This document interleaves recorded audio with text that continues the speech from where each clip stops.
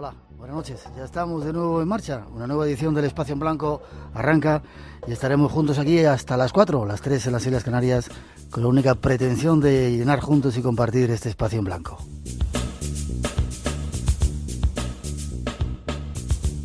Y cuando son las 2 y 8, 1 y 8 en las Islas Canarias, la cordial bienvenida en nombre de todos nosotros. Un placer estar juntos aquí en la casa de la radio, en vuestra casa, en Radio Nacional de España. Y al comienzo no tenemos más remedio que volver a dar las gracias a todos por seguirnos, por estar ahí siendo cada día más y por hacérnoslo sentir.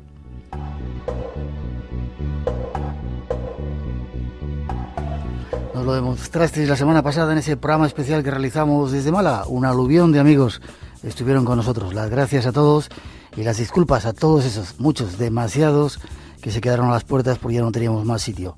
Lo sentimos y os lo agradecemos a todos en el alma. Habrá más salidas y os seguiremos informando, pero de todo corazón, en nombre de todos esta noche, en nombre de todos los que hacemos el programa, queremos daros las gracias por hacernos sentir vuestro cariño. Gracias.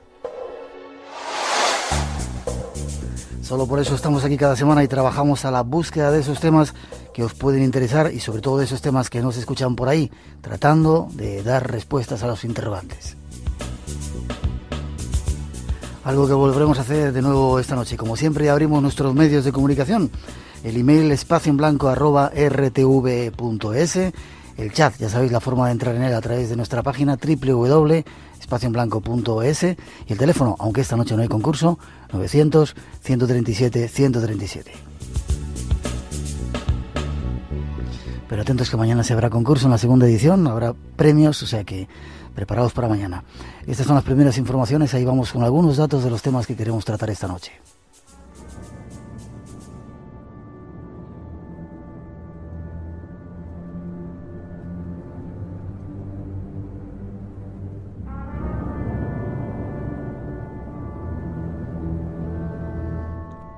Esta noche os invitamos a bucear en la historia más reciente, a la búsqueda de objetos sagrados y lugares griálicos llenos de magia.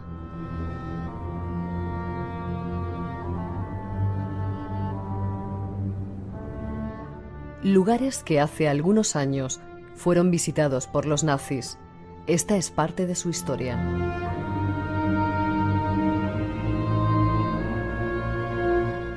La visita de la comitiva alemana en 1940 no era una visita protocolaria común realizada por altos cargos de la Alemania nazi, ni tampoco tenía un interés político, ni estratégico, ni en relación a la contienda bélica.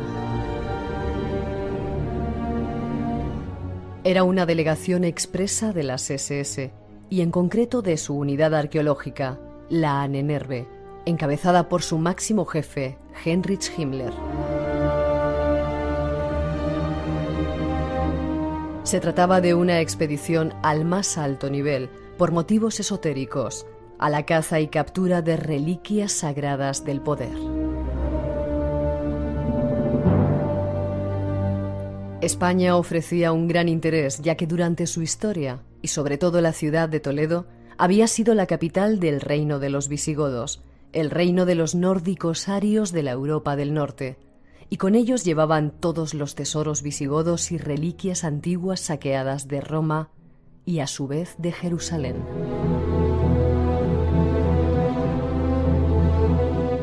Ya entre 1934 y 1936, unidades de investigación arqueológica de las SS habían estado en España realizando reconocimientos en zonas arqueológicas españolas de interés para los nazis. La tradición decía que la mesa de Salomón, la ménora o candelabro judío de 7 brazos y el tesoro visigodo en general habían sido trasladados por los romanos de Jerusalén a Roma.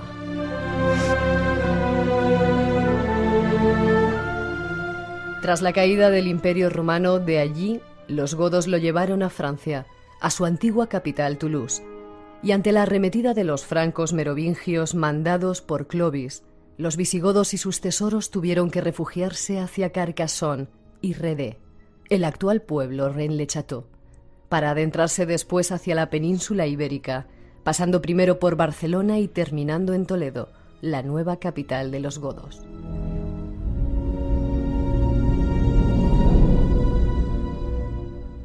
Esta noche nos vamos a la búsqueda de tesoros, tesoros que puede que estén muy cerca de nosotros. Nos ayudan nuestros invitados.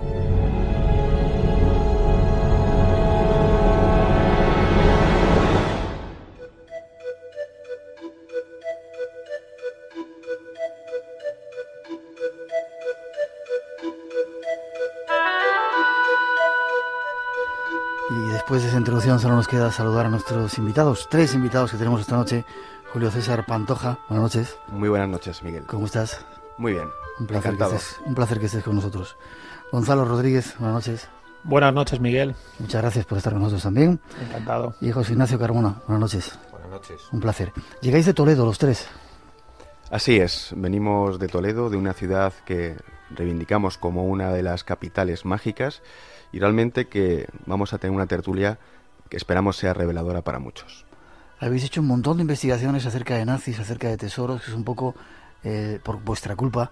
Hemos montado un poco este programa. ¿Los nazis estuvieron en Toledo?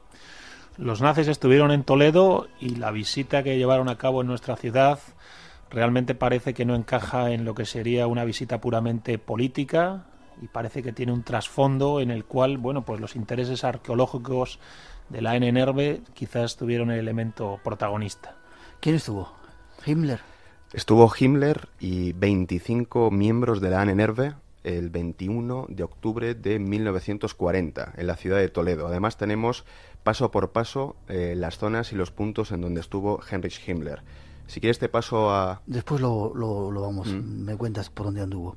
Según esa introducción, la NNRV buscaba en todas las partes del mundo objetos sagrados, el Arca de la Alianza, como un poco la película esa de Indiana Jones, el Santo Grial, la Mesa de Salomón. ¿Qué buscaban en Toledo?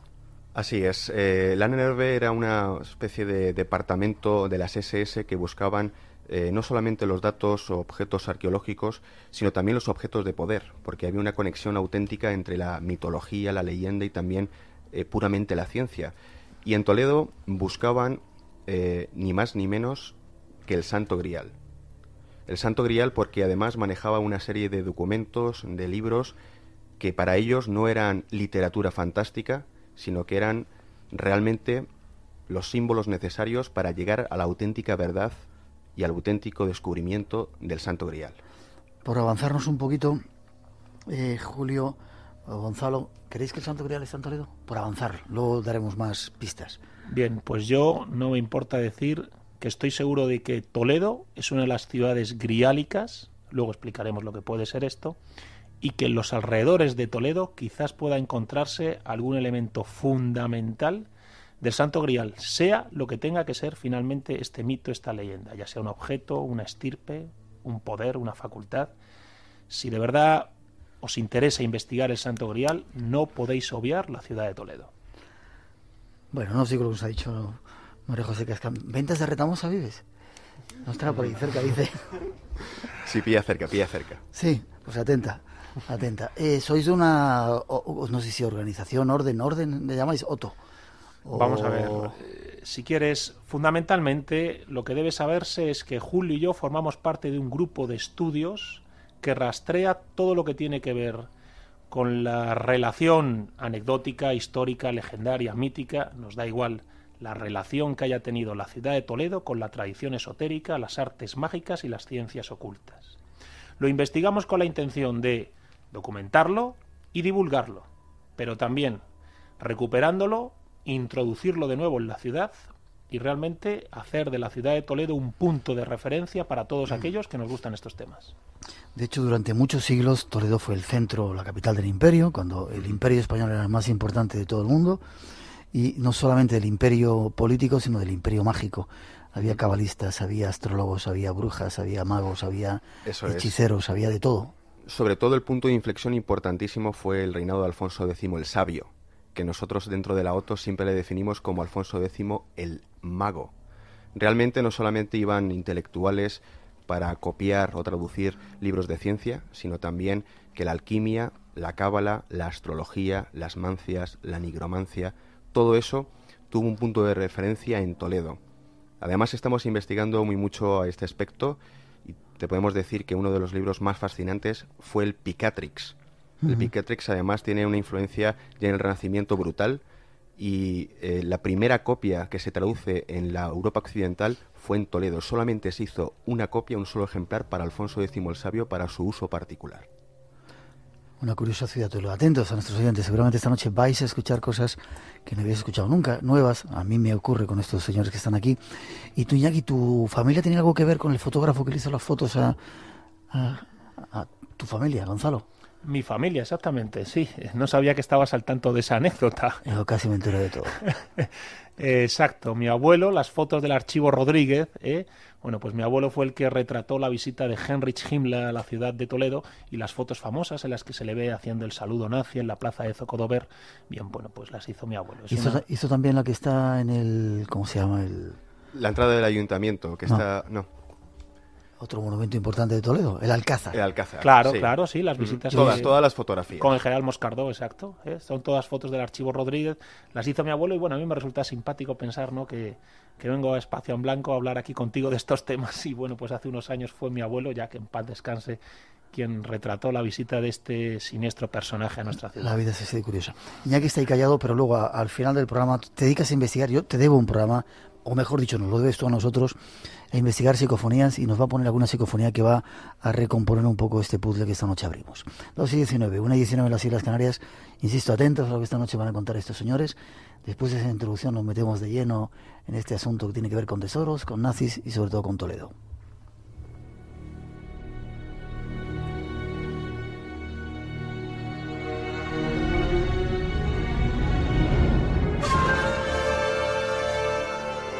Entre los numerosos misterios que todavía guarda la ciudad de Toledo, hay uno referido al Grial, ese símbolo enigmático de la sabiduría y el poder regenerador de la divinidad, tanto en el plano físico como espiritual, que según los trovadores medievales era custodiado por templarios y tenía su origen en España.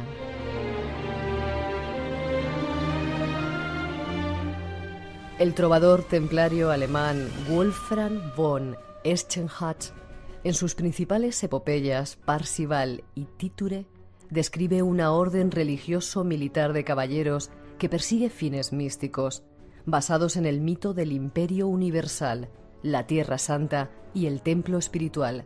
Dicha organización recibe el nombre de Orden del Grial y sus miembros el de Caballeros Templarios. Aunque parece que Wolfram no inventó nada, él mismo se encarga de aclararnos que no es el autor original de su relato sobre el Grial. El Parzival traduce a otro autor, Quiot el Provenzal. Quiot es el nombre del encantador.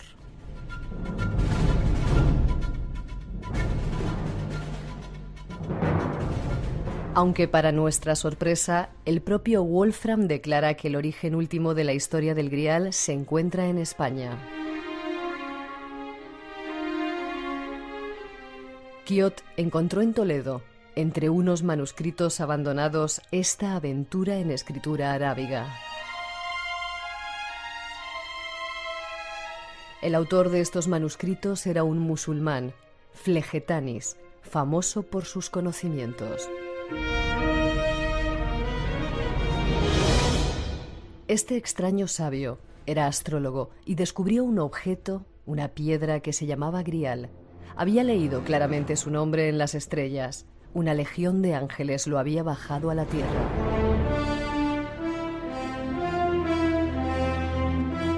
Desde entonces habían de ocuparse de él hombres tan puros como los ángeles. Quiot buscó en los libros, donde habría un pueblo lo bastante puro como para poder ser el custodio del Grial, hasta que encontró lo que buscaba, que la morada del Grial entre los humanos estaba en los confines de España.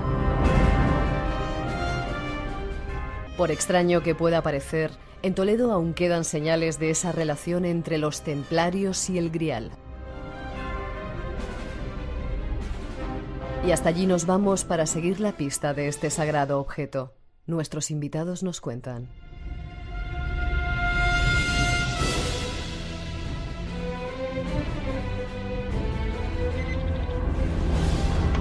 Espacio en Blanco.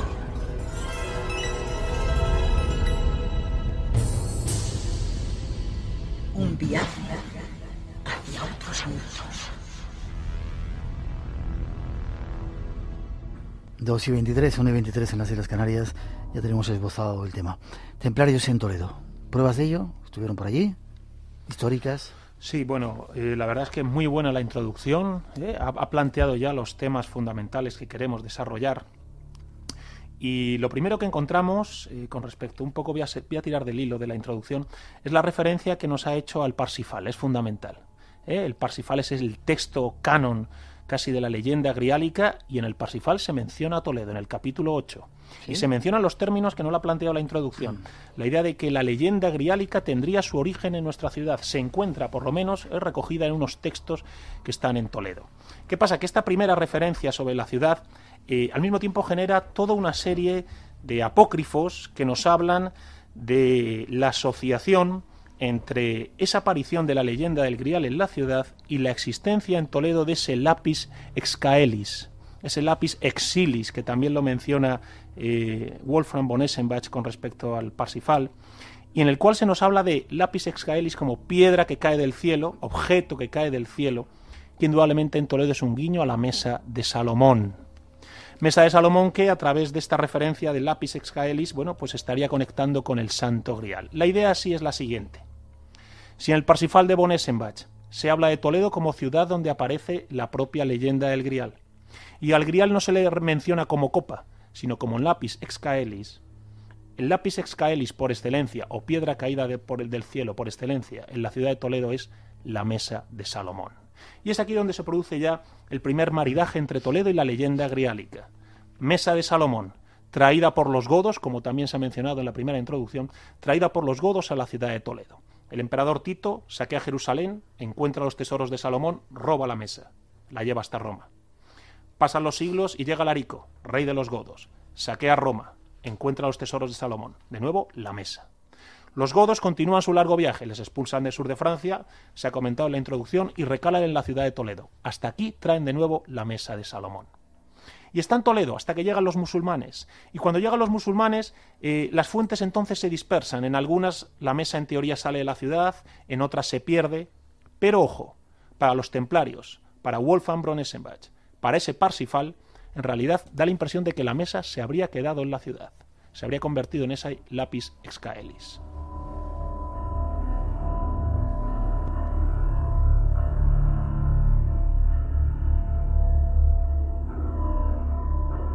Yo quiero que me contestes la mesa de Salomón. ¿Qué era? ¿La mesa? ¿Una piedra? ¿Una mesa?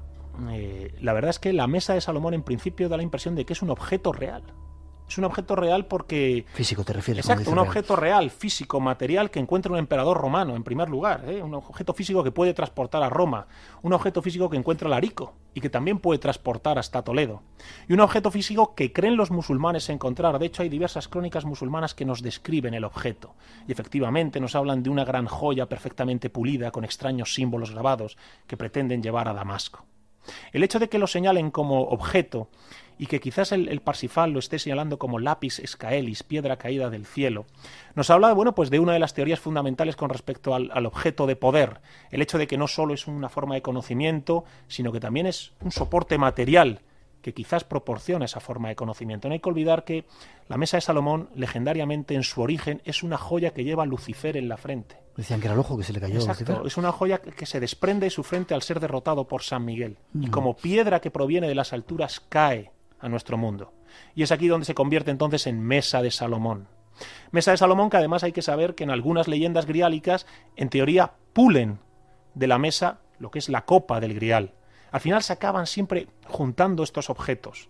Y en Toledo, bueno, pues con más razón se juntan en el momento en que tenemos esa insistencia del Parsifal con la ciudad de Toledo y con ese lapis excaelis, y las referencias que nos hablan del viaje de la mesa de Salomón de Jerusalén a Roma y de Roma hasta Toledo. Este es un punto, a nuestro parecer, fundamental para dar pie al planteamiento que nosotros queremos hacer esta noche. Y es que si esta conexión se puede hacer a día de hoy, la puedo hacer yo, la podemos hablar de ella aquí en Espacio en Blanco, indudablemente Heinrich Himmler, líder de las SS, fanático del esoterismo, fanático de la tradición del Grial, también la podía hacer. Y cuando viene a España y decide visitar la ciudad de Toledo, acompañado por el arqueólogo Martín de Santaolalla, no lo hace solo para ver las ruinas del Alcázar y escuchar la historia bélica que le tiene que contar el general Moscardo. Hay algo más, y ese es algo más donde hoy, bueno, pues en parte queremos indagar. Bien, Se me ha ido lo que te quería preguntar. ¿Qué tienen que ver los templarios con todo esto? Has dicho, antes de nada, que la mesa de Salomón, dices que está en Toledo, desde tu punto de vista. ¿No está en Jaén, como hay otras teorías que dicen que está en Jaén o en Andalucía? La verdad es que el planteamiento que nosotros hacemos es que, indudablemente, bueno, pues sobre la mesa de Salomón hay diversas referencias. Algunos dicen que está perdida en los desiertos del Sáhara. Bien, la idea que nosotros hacemos es que es Wolfram von Eschenbach, como templario, el que señala Toledo. Y lo señala con respecto al Grial, al hablarnos de que la leyenda del Parsifal se encuentra en Toledo, y lo señala también cuando dice que el Grial no es una copa, es un lapis excaelis. Lapis excaelis, para que os hagáis una idea, es un latín degradado que parece significar piedra caída del cielo. Indudablemente en Toledo la piedra caída del cielo por excelencia es esa mesa de Salomón que cae de la frente de Lucifer cuando es derrotado por San Miguel y llega a la tierra. Casualidades de un poco de estas investigaciones que en Toledo tenemos a los templarios asociados a una parroquia, la parroquia de San Miguel, en una zona en la que hay cuevas y subterráneos, en los cuales en teoría queda oculto ese lapis excaelis, y que nos invitan entonces, bueno, pues a plantearnos esa posible conexión entre el Temple, Toledo, la mesa de Salomón y el Santo Grial. Y es a partir de ese punto, bueno, pues que si ya digo que a día de hoy podemos hacer esa conexión, bueno, pues es obvio que Heinrich Himmler también la podía hacer. ¿Qué pinta? Sí. Hay otra pista que creo que es importante de señalar, y es que los tesoros godos no han aparecido. ¿Ninguno? Solamente ha aparecido el tesoro de Guarrazar, que es una mínima parte de lo que se conocía como el tesoro real. ¿Y se encontró dónde? En Guadamur, en la provincia de Toledo, precisamente. Uh-huh. ¿Y qué ocurre? Que existía un tesoro antiguo, el tesoro que los godos habían recopilado de todas aquellas batallas que habían pasado por Roma. Por lo tanto, el tesoro antiguo tendría las reliquias, los objetos de los saqueos, entre ellos la mesa de Salomón. Esos tesoros nunca han aparecido. Esos tesoros, probablemente, nosotros estamos convencidos de ello, también se escondieron en la provincia de Toledo. España es tomada por los musulmanes y los visigodos tienen que esconder sus tesoros. ¿No les da tiempo a escaparse a Francia, a otros lugares? Bajo nuestro punto de vista, no. Realmente sería en la provincia de Toledo en donde van a enfocar sobre todo pues el hecho de esconder y de proteger, no olvidemos este objeto de poder, que además lo ha dicho muy bien Gonzalo, la mesa de Salomón y el Santo Grial prácticamente es el mismo concepto, un concepto que además tiene un elemento esotérico muy importante y que hay que resaltar.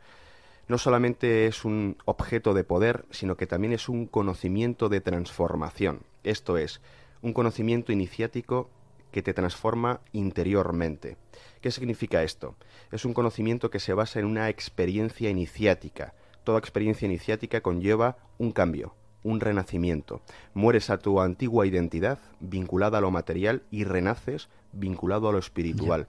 Y esta también es la experiencia griálica. ¿Dónde se puede vivir esta experiencia griálica? En los lugares griálicos. Ahora, Toledo y su provincia serían esos. Ahora vamos a hablar de ellos. O sea que no estamos hablando de objetos de poder o, digamos, de objetos de joyas, sino de algo más. Hombre, obviamente no estamos hablando simplemente de una maravillosa joya hermosa. La idea es que esa joya, de hecho, porta un poder trascendente. De hecho, porta un poder para el cual posiblemente no todos estemos preparados. Y es donde aparece, por ejemplo, la referencia que también ha aparecido muy bien en la introducción al Señor del Mundo, al Emperador Sagrado. El Emperador Sagrado es el único que puede manejar el poder de la mesa de Salomón, es el único que puede manejar el poder del Grial. Es el rey herido, que se recupera por virtud del Grial y se convierte en el instaurador de la paz y del orden. Es el Señor del Mundo, el que reconstruye las dos espadas rotas. Bien, pues todas estas ideas, estos arquetipos del Señor del Mundo, y que son parte esencial de la leyenda del Grial, tienen que ver también con esa idea de un poder asociado a un objeto, poder para el cual no todos estamos preparados, y objeto que aguarda y espera que surja el elegido, ese Señor del Mundo que redime al universo con el proceso griálico. En este sentido, una idea fascinante se da en el Parsifal, y es que los templarios son custodios del Grial, vigilan el Grial, custodian que no caiga en manos que no están preparadas para ello. Nosotros estamos convencidos de que Heinrich Himmler y las SS creían en la existencia real del Grial como un objeto material físico, del cual esperaban obtener un poder mágico que quizás se les ocultó Bueno, pues porque si realmente existe ese grial, mesa de Salomón grial, prefirió ocultarse a caer en las manos de las SS.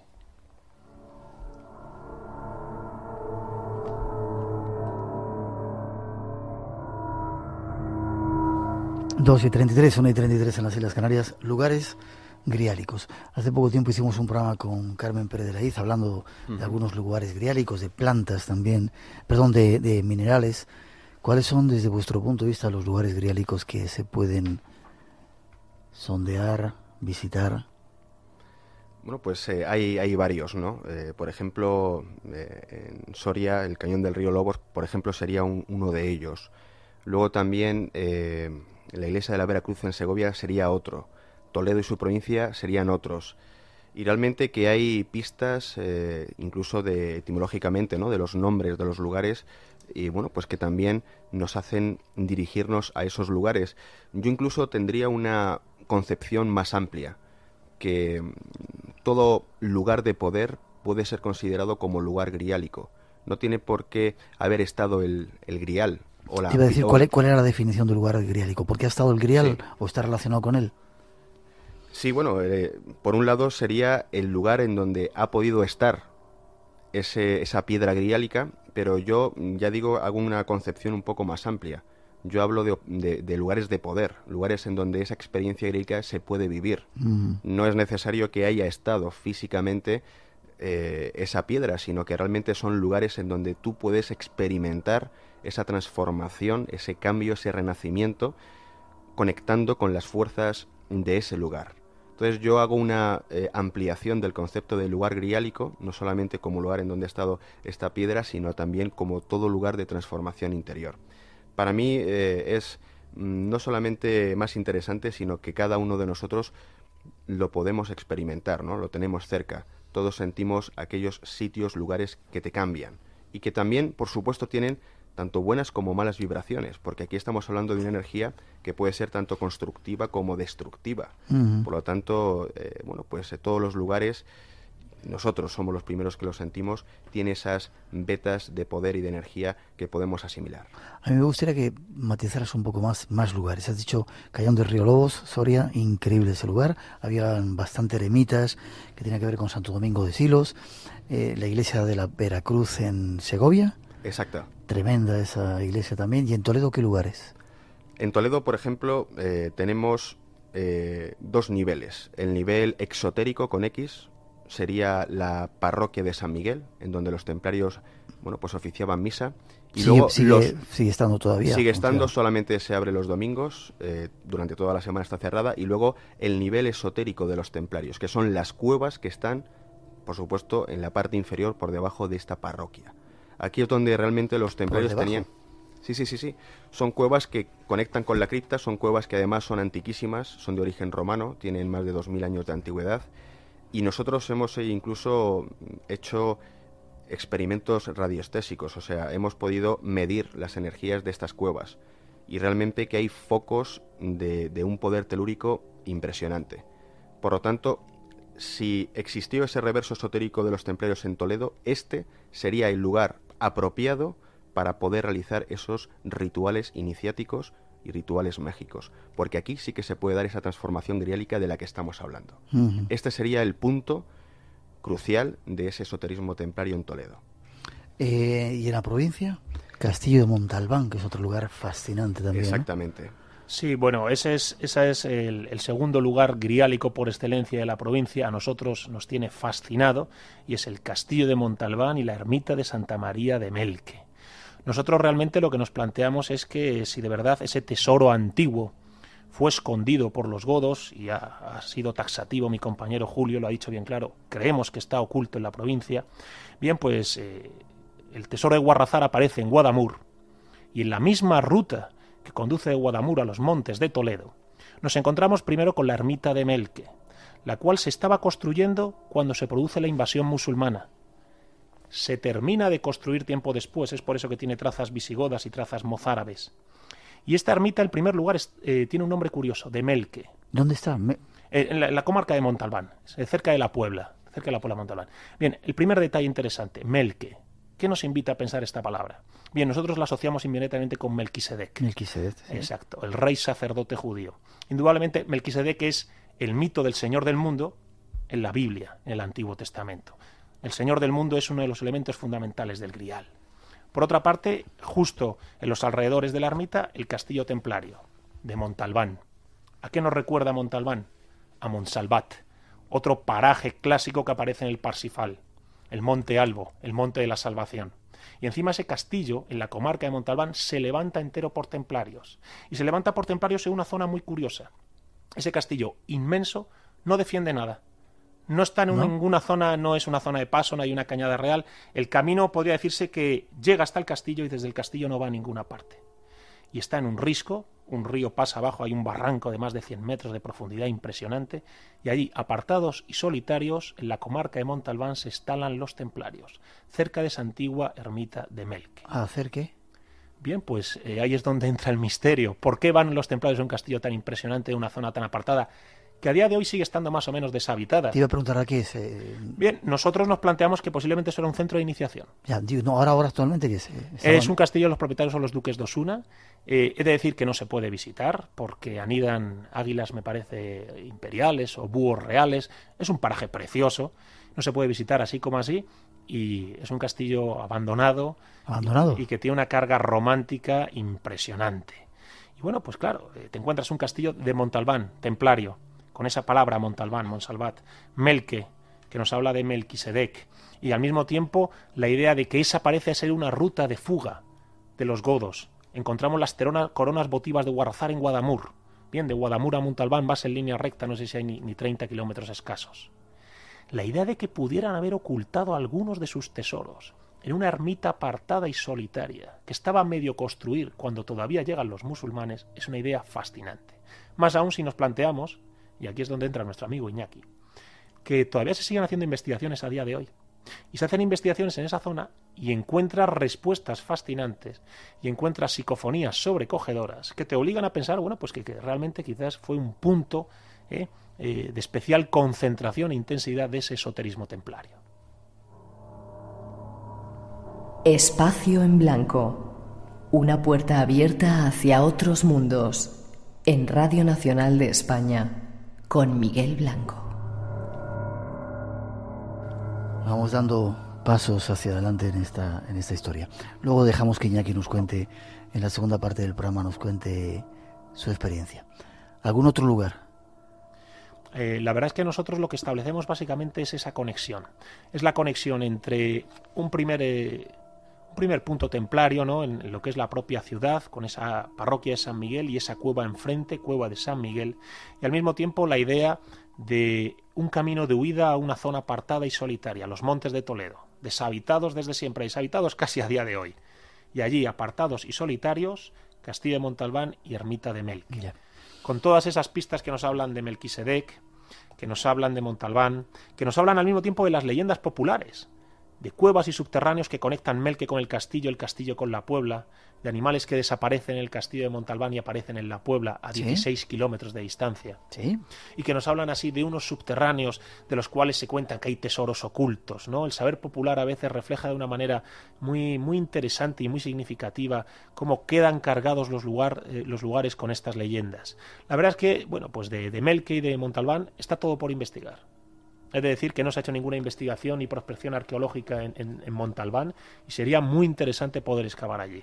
¿Queréis decir algo, Iñaki? Sí, bueno, quería apuntar una cosa que es una piedra angular de toda esta trama, que es la mesa de Salomón, que era la mesa ceremonial sobre la que el sumo sacerdote del pueblo judío una vez al año hacía el Shema Semazoras.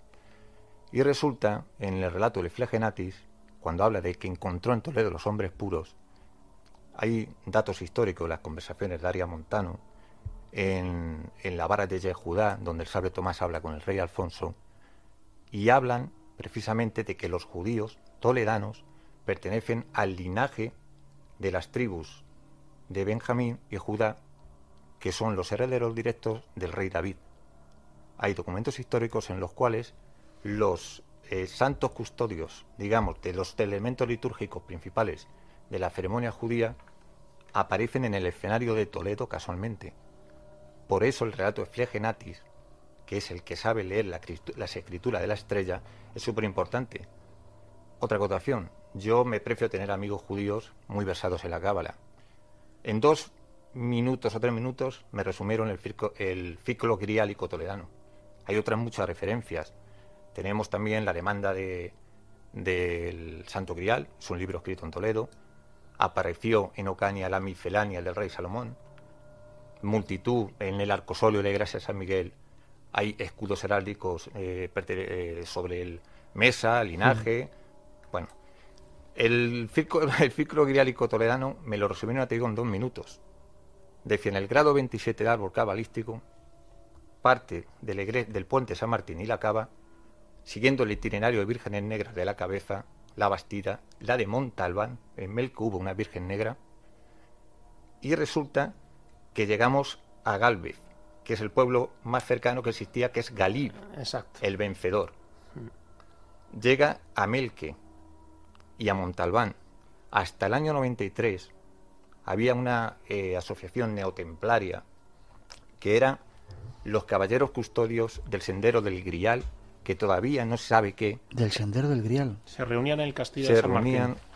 Exacto. Porque una de ese enigma histórico que decía sobre el castillo de Montalbán, que se especulaba, era que era un sitio donde ordenaban sus capellanes o iniciaban o profesaban los caballeros. Es más cierto lo que tú dices de que posiblemente fuera un centro iniciático por las razones que has aducido. Y otra cosa más, paisanos de la zona, siempre se ha hablado el relato de la oveja que se pierde en Melque, por los subterráneos aparece en Montalbán, en Melque, pero resulta que la Puebla de Montalbán, resulta que se han perdido, habla con paisanos, testimonios directos, que se han perdido un marrano y ha aparecido a 16 kilómetros en la Puebla de Montalbán. Es decir, en la Puebla de Montalbán etimológicamente es habitación de judíos. Hay cantidad de calles, linaje, mesa, es impresionante. Había una conexión directa a través de esos subterráneos que bien podían tener una funcionalidad defensiva, simplemente vamos a dejar esa incógnita abierta. ¿Cuántas cosas nos quedan por aprender todavía de la historia, verdad? Y descubrir. No, decía que con respecto al tema de los subterráneos, es que forma parte de eso que está todavía por excavar. Todo lo que es en la zona de ese castillo de San Martín de Montalbán, se nota que hay una excavación pendiente. Todas las referencias populares que te llegan de cuevas y subterráneos que conectan el pueblo con el castillo con Melque, vuelven a estar pendientes de excavación, y al mismo tiempo lo que has citado de esa estirpe de descendientes de David, de hombres puros, nos vuelve a hablar al mismo tiempo de la idea del grial también como estirpe. Esa idea de el señor del mundo asociado a una estirpe que tendrá que volver algún día a instaurar una paz, una especie de cosmos sobre el caos, y que forma parte clave, ¿no?, de la leyenda griálica. De nuevo se nos señala a través de esas familias de Benjamín y Judá asentadas en Toledo. Sí. He pasado por alto antes un tema muy importante. Breve, si puedes, por favor. Muy breve. Quiot es el sincretismo de las 3 religiones del libro, así me lo explicaron. Y Flegenatis es el iniciado, es el que sabe leer la escritura de las estrellas, y a través de aquello llega por el sendero del árbol del 27 grado del sendero cabalístico, llega a Montalbán. 2 preguntas antes de pasar a la siguiente parte del programa con Himmler, que está ahí esperando. Entonces el grial no tiene nada que ver con el grial que dicen que hay en Valencia, o con otro grial que hay en Cebreiro. Bueno, esos griales... ¿O es que hay muchos griales? Hay muchos griales y en cuanto a copa, por supuesto, se dice que las copas serían hechas de esa propia piedra griálica. Pero realmente, bueno, pues sí que hay una geografía española muy poblada y muy nutrida de santos griales. Para nosotros no concebimos, ¿no?, lo que es un santo grial como una copa, como un simple objeto, sino más bien con una serie de conocimientos y experiencias que te llegan a esos lugares griálicos que te transforman. Entonces ya decimos que quizá este concepto, que es algo más complicado por esotérico, pero que quizá es mucho más enriquecedor desde el punto de vista personal que lo que es simplemente una reliquia que puede, bueno, pues tener culto o no, pero vale, ahí está. Claro, 2:47, 1:47 en las Islas Canarias. Seguimos adelante. Un dato más queremos dar en esta historia que queremos contaros esta noche. Después de esa introducción seguimos con ello.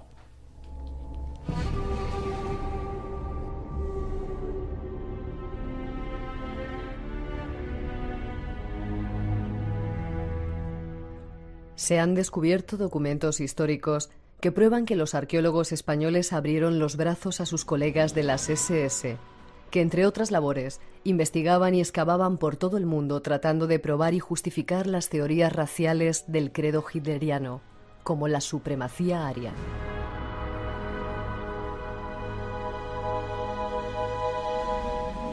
Hay que recordar que la actividad de Dash-Ahnenerbe, además de la expedición al Tíbet y la búsqueda de objetos legendarios como el martillo de Thor o el Grial, condujo a pragmáticos saqueos de museos. El ministro secretario del partido, José Luis Arrese, expresó incluso a Himmler su interés por crear en España una organización similar a la Ahnenerbe nazi, dependiente exclusivamente de Falange, para controlar las bases ideológicas de la prehistoria y la arqueología españolas. En octubre de 1940, el arqueólogo Julio Martínez Santaolalla, comisario general de excavaciones, fue asignado al séquito de Himmler cuando realizó su célebre visita a España. Y le acompañó al Escorial, al Alcázar de Toledo, al Museo del Prado y al Arqueológico Nacional. El Reichsführer quedó contento y el arqueólogo falangista recibió una invitación personal de Himmler para desplazarse a Alemania y estudiar con los jefes de la Ahnenerbe planes de colaboración. Himmler estuvo en España, según muchos, buscando el Grial, un sagrado objeto que aún permanecería en nuestras tierras.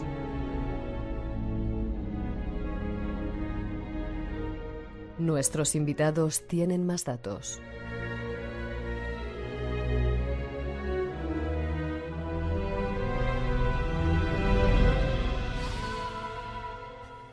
Bueno, pues ahora es el momento de hablar de Himmler. ¿Tienes ganas de hablar de Himmler? Julio César. Sí. ¿Quién era Himmler?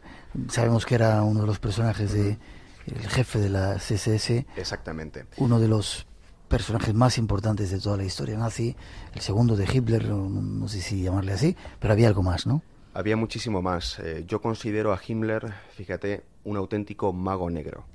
Además, él se creía la reencarnación de Heinrich I, el pajarero, un rey que además, bueno, pues también tenía conexión con este tipo de conocimientos, pero fundamentalmente todo lo que es el movimiento nazi bulle en un ambiente en que las sociedades secretas y el esoterismo prácticamente es casi lo habitual dentro de las clases más o menos pudientes y sobre todo los intelectuales o la gente que le interesaba el conocimiento. Heinrich Himmler es el líder de las SS, pero es mucho más. Es el líder de una sociedad que sobre todo quiere imitar a las órdenes místico-guerreras. Esto es, a la auténtica imitación de los templarios, de la orden teutónica y, en última instancia, lo más importante de todo, a la imitación de los caballeros artúricos, porque ellos se creían realmente herederos de ese linaje y, sobre todo, el hecho de que qué es lo que buscaban los caballeros del rey Arturo, el Santo Grial. Bueno, pues hay una conexión realmente fascinante. Para ello, crea su base de operaciones, reforma el castillo de Wewelsburg, un castillo triangular que se conoce como el Nido del Águila, el Valhalla o el Reino de los Muertos, y en su cripta, bajo el auspicio del Sol Negro, en la parte central una mesa redonda, con 12 asientos, en la parte central una especie de llama sagrada, y liderando todos estos rituales ocultistas, el gran sumo sacerdote, el mago negro Heinrich Himmler. Estaban convencidos de que ellos querían dominar los dos niveles de la realidad, la materia por el fuego y el espíritu por la magia. Esto es, querían dominar las naciones por la guerra y las conciencias por las prácticas mágicas y ocultistas.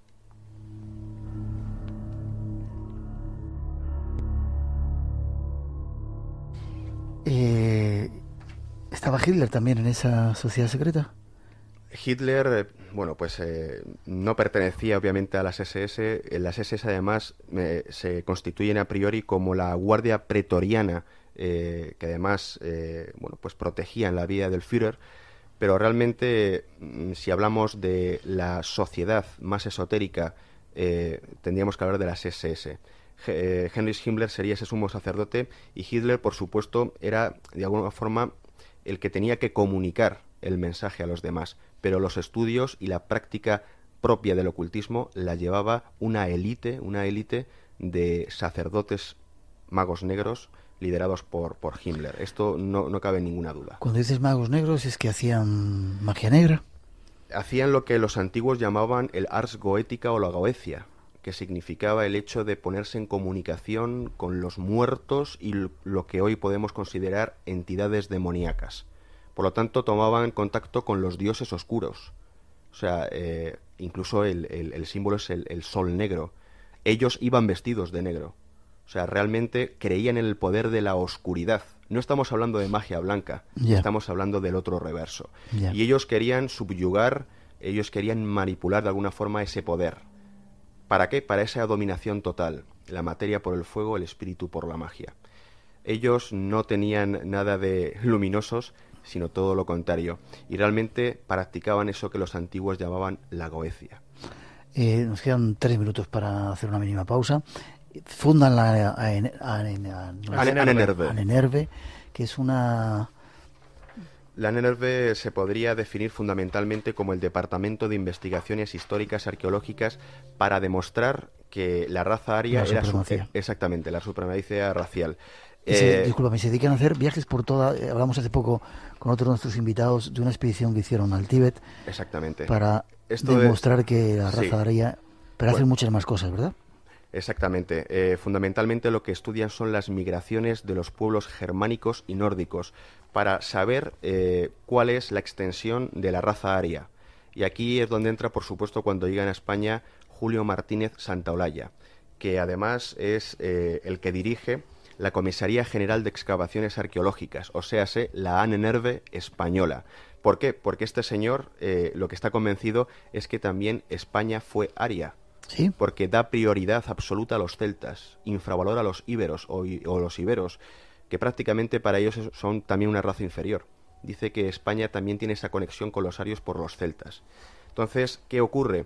Que todas estas pruebas arqueológicas también buscaban no solamente los objetos cotidianos, sino también los objetos de poder que podían haber portado esos germanos. Además, la conexión tiene que ver, fíjate, con una historia fascinante, porque ellos se creían herederos de auténticos dioses, de los atlantes.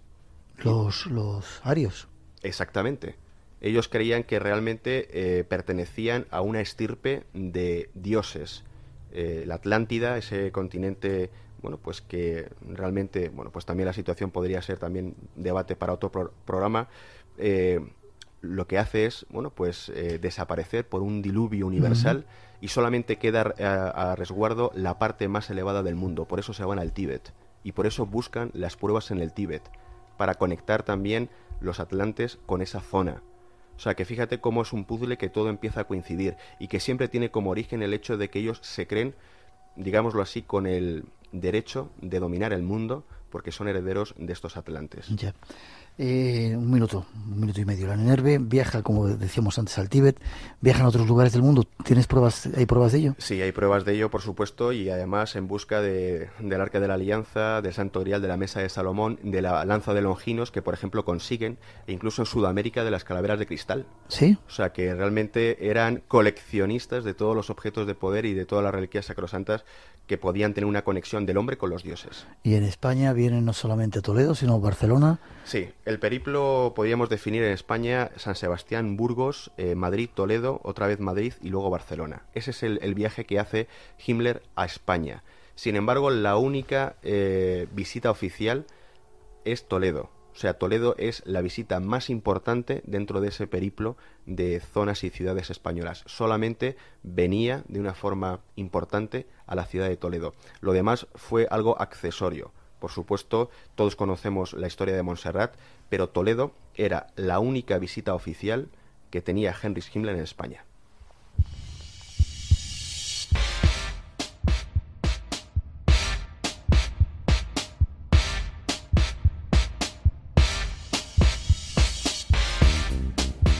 Una mínima pausa. Llegan las noticias de las 3, las 2 en las Islas Canarias. Después seguimos, os contaremos el misterio de Toledo y si encontraron o no encontraron, y os pondremos una psicofonía, una prueba del trabajo que han hecho parte de nuestros invitados, que ya veréis, muy curiosa. Y habrá más, seguramente os hablaremos de la cara oculta de Salvador Dalí, algo que es impresionante que no conocéis, y otro montón de cosas aquí en este espacio en blanco de hoy en Radio Nacional de España. No os vayáis, que nos queda todavía mucho por contaros y será un placer estar juntos. 3 y 5, 2 y 5 en las Islas Canarias. Entramos en la segunda hora del Espacio en Blanco, la última por ahora. Mañana hay una segunda edición, volveremos de 2 a 4, de 1 a 3 en las Islas Canarias, y os vamos a contar algo que lo han llamado los trabajos húmedos. No os lo perdáis porque no tiene desperdicio. Y todavía nos quedan en esta segunda hora más cosas que contaros de este misterio del Grial y de Toledo. Os vamos a contar algo de psicofonías y después una parte de Dalí que seguramente desconocéis. Todo eso tenemos preparado para esta segunda hora del Espacio en Blanco aquí en Radio Nacional de España.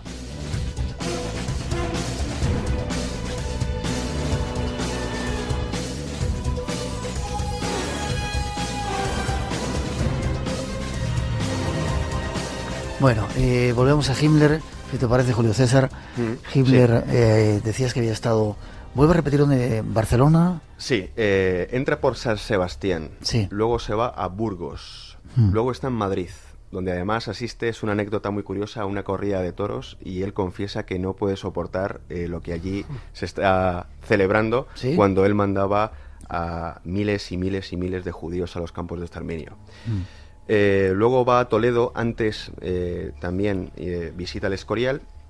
Luego otra vez vuelve a Madrid, donde visita tanto el Museo del Prado como el Museo Nacional, el Museo Arqueológico Nacional, y luego finalmente ya Barcelona-Montserrat, y coge un avión otra vez para Alemania. Ese sería el periplo de Himmler en España. Venía con mucha gente, mucho séquito. Venía fundamentalmente arropado por 25 miembros de la Ahnenerbe, o sea, no eran elementos militares, sino eran investigadores y arqueólogos que acompañaban a Heinrich Himmler, 25 personas en total. Evidentemente un viaje así no era para hacer turismo ni para ver toros, ¿no? Evidentemente. Además, hay que decir que la auténtica entrevista política fue 2 días posteriores, Hitler y Franco en Hendaya. Esa fue la auténtica entrevista política, pero Himmler tenía otros intereses. ¿Himmler vino después que Himmler? Exactamente, dos días después. O sea, Himmler hizo todo ese recorrido, estuvo por todos esos sitios, se marchó y luego vino Hitler a Hendaya, que es la famosa entrevista de Franco con él. Creo que es el día 24 de octubre de 1940 cuando Hitler y Franco se entrevistan. Y Himmler viene a Toledo el 21 del mismo mes y del mismo año. Por lo tanto, estamos hablando de 3 días de diferencia. Una sería la entrevista política y otra sería la visita realmente arqueológica / esotérica. Vale. ¿Qué pasó en esa visita / esotérica arqueológica en Toledo? Pues mira, yo te voy a describir brevemente lo que sería el recorrido lugar por lugar, todo lo que visitó en Toledo. Ya se le hace como una especie de, celebración, ¿no?, de presentación en Olías del Rey. Posteriormente van ¿En Olías del Rey hay un palacio también, o hay un castillo? ¿O estoy confundido? No, lo que pasa es que es el pueblo junto con Vargas, más cercano, y parece que salieron a recibirle justo antes de llegar a la ciudad. Le dieron ya un paseillo. Exactamente. Entra a la ciudad de Toledo por la puerta de bisagra, el acceso al casco antiguo. Van directamente al Alcázar, a las ruinas del Alcázar, un símbolo que posteriormente se utilizó en época franquista. Luego, posteriormente, van a la plaza de Zocodover, la plaza principal del casco, por la calle Ancha hasta lo que es la plaza del Ayuntamiento. En la calle Ancha también le hicieron ese paseillo de honor, podríamos decir. En la plaza del Ayuntamiento visitan el Ayuntamiento, donde comen en la planta superior, y posteriormente visitan la catedral en su interior. Se van a la iglesia de Santo Tomé, donde allí está, y además él es observador del cuadro del conde o del señor de Orgaz. Posteriormente van a los alrededores, Puente de San Martín, Puente de Alcántara, y finalmente se visita la zona del Valle. Ese sería el recorrido punto por punto, que está completamente documentado en todos los diarios de la época. Además, es muy importante decir lo siguiente: Himmler es recibido en Toledo como un auténtico héroe. ¿Por qué? ¿Por qué? Porque realmente con toda la pompa de un auténtico jefe de Estado. ¿Por qué? Pues muy sencillo. Acaba de terminar la guerra civil. las tropas de Franco son las victoriosas. España tiene como aliado a la Alemania nazi, porque hay muchas similitudes con sus ideologías. Y a diferencia de que en Montserrat, que sabemos que fue como una especie de invitado incómodo, en Toledo la gente le recibe como un auténtico héroe. Además, tenemos que decir que todo Toledo se engalana. Hay cientos de banderas con la esvástica. Los toledanos se bordan, y además en las fotografías del Archivo Rodríguez, las camisas de la gente de los toledanos con símbolos de la cruz gamada. Hay una auténtica fiesta. El ejército protege una comitiva de Heinrich Himmler hasta lo que es el ayuntamiento, haciendo todos el saludo nazi también, los soldados de la infantería, justamente con el uniforme de gala presentando armas.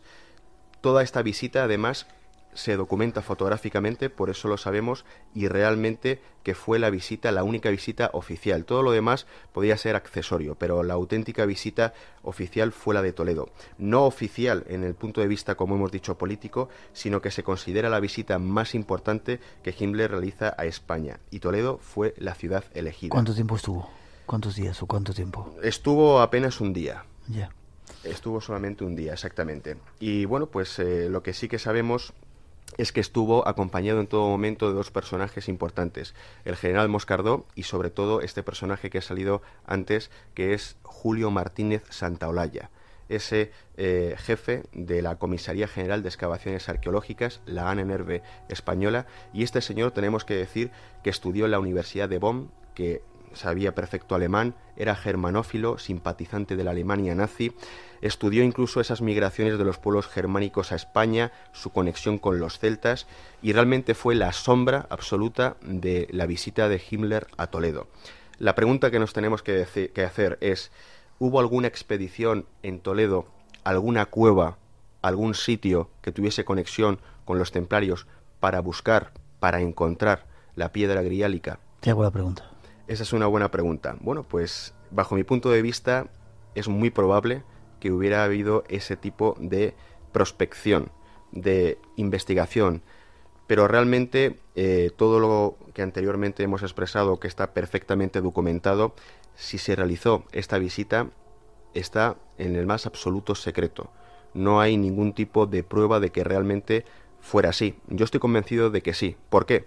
Porque Julio Martínez Santaolalla estaba a la disposición absoluta y plena de Himmler. Tanto es así que cuando van al día siguiente al Museo Arqueológico Nacional, le regala varios objetos del museo. No sabemos cuáles, pero realmente incluso sabemos la anécdota que se encaprichó de la dama de Elche.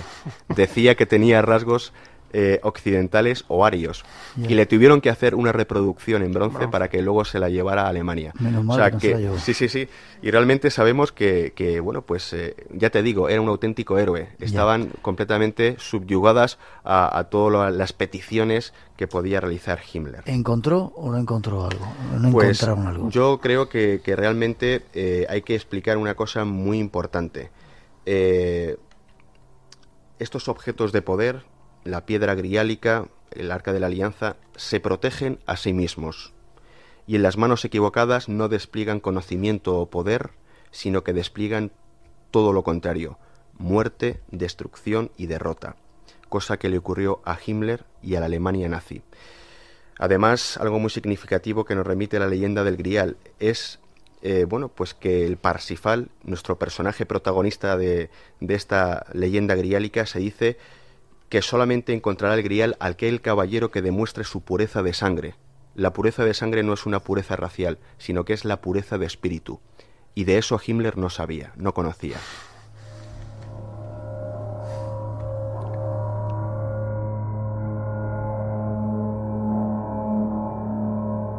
Menos mal. Iñaki, tú también estás en esta investigación, pero un poco fuera. Me contabas antes, el micrófono cerrado, que eres absolutamente escéptico, pero ¿qué ha pasado? Cuéntame. Bueno, pues tengo dos inquietudes principales, que son la parapsicología y los templarios. Lógicamente están desligadas la una de la otra. Uh-huh. Tenía antes un edificio completamente escéptico, que me he tenido que echar abajo completamente, porque después de 25 años grabando en diferentes escenarios, lugares de poder donde dicen que hay un concurso de energías útiles, eso serán todos.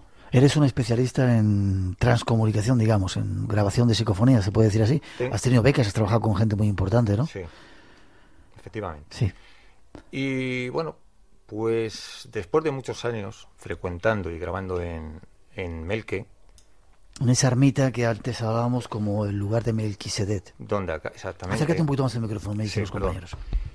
Pues en esa ermita he tenido que rendirme a la evidencia de que se logran un tipo de mensajes fuera de lo común, muy contundentes, tanto en el mensaje como en la claridad, muy frecuentes. Tienes un ratio de psicofonías, o sea, un índice de logros que se sale de lo normal.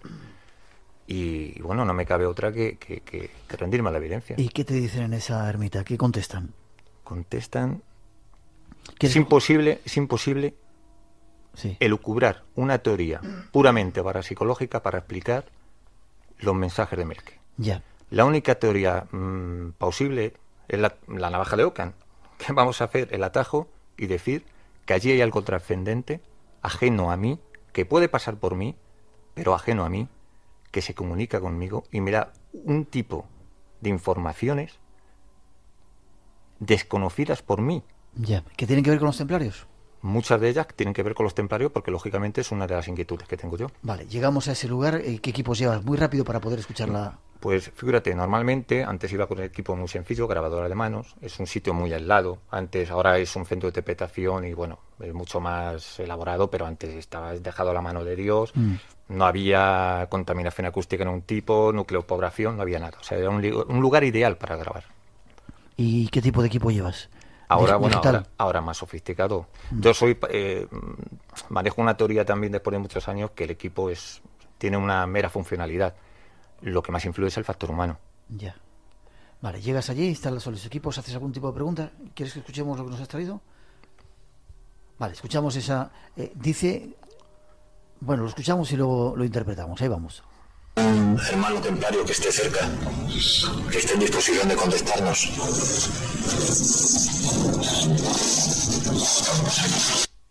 ¿Por qué suena así de raro? Esta psicofonía es de las que yo tuve al principio de mis investigaciones. Lógicamente iba con un equipo muy prosaico, entonces ahora he depurado mucho más las técnicas, voy con equipos más sofisticados. El resultado es el mismo. Quiero decir que la autenticidad del documento es la que es y es más creíble porque es el documento original. Ya. ¿Tú le preguntas si hay algún hermano templario aquí? O sea, ya Efectivamente. estás de alguna manera enfocando toda tu atención hacia ese misterio. Porque yo entiendo la transcomunicación como tal. El sentido de la transcomunicación es comunicar con algo trascendente. Lógicamente, no tiene ningún sentido ir a poner una grabadora y a registrar unos sonidos por curiosidad. Ya. O sea, tú vas a comunicarte con algo concreto y ese algo concreto te contesta. En este caso te contesta, ¿y qué es lo que dice? Sí, hace un punto de inflexión, una pausa, y dice, estamos cerca. Lo curioso de esta psicofonía es que está obtenida en un lugar preciso de la ermita, que es cerca de lo que se conocía como lámpara de los muertos o linterna de los muertos, que emula la Seyicá del Templo de Jerusalén, que era donde se tocan el punto celeste y el punto terrestre. Y donde además se dice, fíjate qué curioso, esto es una transcripción de los judíos, que es que se escuchan los muertos. Lo que ellos buscaban los templarios era una especie de muerte simbólica en su grado de iniciación. Pero en lo que nos interesa a nosotros en el tema de las grabaciones es que en ese punto, que no está hecho al azar, es un punto donde hay unas coordenadas geométricas precisas, siguiendo unas técnicas de construcción del arte sagrado, como son pues, el pentágono, el número áureo y demás. O sea, ese punto que no está hecho al azar es donde confluyen los dos mundos. Digamos que pudiera ser una puerta interdimensional. Ya. Vamos a volver a escuchar de nuevo la psicofonía que tú grabaste. Dice, tú haces la pregunta y contestan, sí, estamos cerca. Es lo que dicen, ¿verdad? Sí, además es que lo prefiero así porque normalmente creo que el documento ha de presentarse íntegro. Ya. No hay que hurtar nunca la pregunta porque entonces parece que estás haciendo una trampa al oyente en este caso. Pues vamos a escucharlo de nuevo. Hermano templario que esté cerca, que esté en disposición de contestarnos.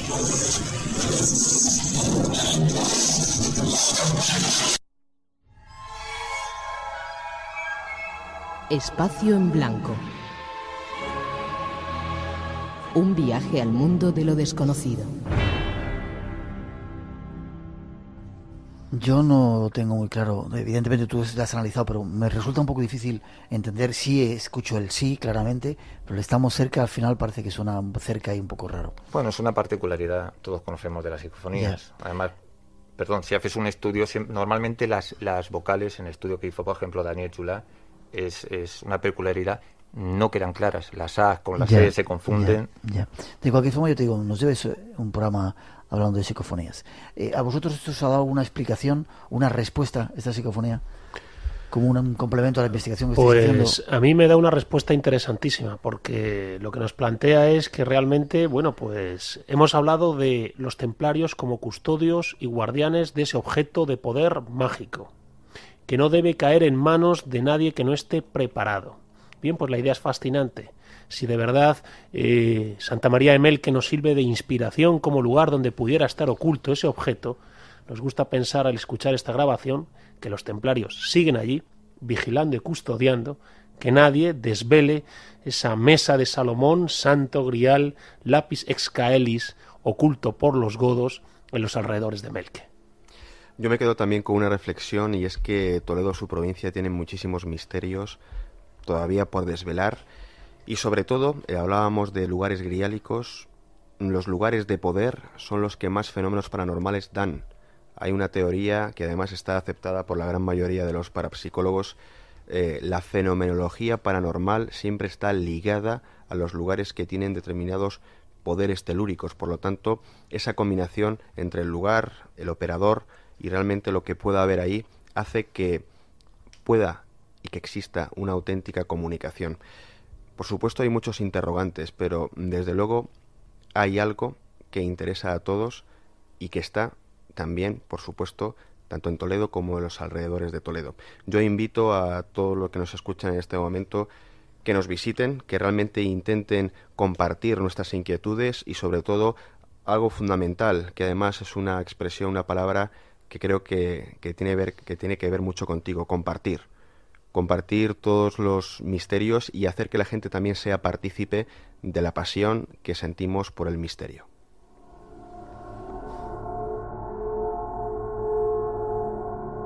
O sea que sigue estando allí, vosotros seguís investigando dónde puede... ¿Seguís adelante con esas investigaciones? No pensamos dejar de rastrear este tema, y bueno, pues Santa María de Melque y el castillo de Montalbán están pendientes de excavarse. Nosotros ahora no nos planteamos excavarlo, vive Dios que no. Indudablemente eso es del duque de Osuna, no queremos meternos en su terreno. ¿Podríamos hablar con el duque de Osuna para decirle que nos dejara estar por ahí, Iñaki? Hombre, yo no le trato de tú. Todos intentarlo. ¿Tienes el teléfono? Lo buscamos, estaremos en contacto, ya verás tú. Sí. No, simplemente decía que lo que sí se puede seguir investigando es todas esas conexiones simbólicas que están ahí presentes: el Ángel San Miguel, los templarios en la parroquia de San Miguel, la cueva situada justo enfrente de esa parroquia, ese Parsifal de Bonessenbach que nos habla de Toledo, de un lapis escaelis que puede ser esa piedra de Salomón que cayó de la frente de Lucifer y que trajeron los godos hasta Toledo, que ocultaron después en Melque, que ha quedado ahí señalada sutilmente, con ese Melque que nos habla de Melquisedec, rey del mundo, rey y sacerdote, y ese Montalbán, que es un guiño a Monsalvat, el castillo, bueno, la comarca, el área montañosa donde los templarios en el Parsifal custodiaban el Santo Grial.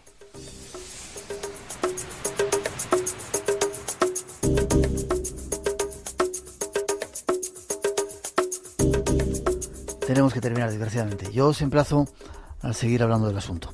Y además yo primero quiero ir a Melque, que me llevéis a ese lugar si me lo permitís. Fenomenal, será todo un placer.